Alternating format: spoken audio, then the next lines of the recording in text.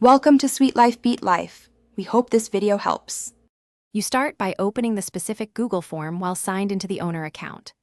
Once open, go straight to Settings and focus on Access Controls. This is where response permissions live. First, make sure any Restrict to Organization toggle is turned off, and disable Limit to one response if you want anonymous multiple entries. These changes remove compulsory sign-in and allow external respondents. Save those settings so the form can accept responses from anyone with the link before you proceed to sharing options.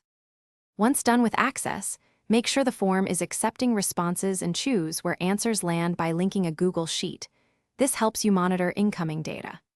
Then click Send and pick the link icon to copy or shorten the URL, or select Embed HTML if you're placing the form on a website.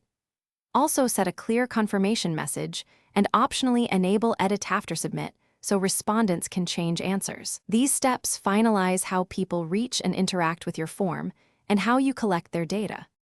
Finally, share the link through your chosen channels, but first test it in an incognito window or with a non-owned account to confirm true public access.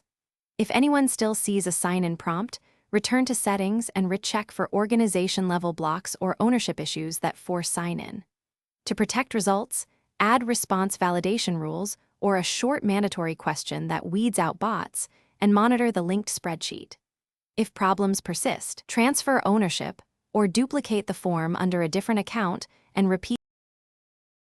Thanks for watching. Consider subscribing if we helped you.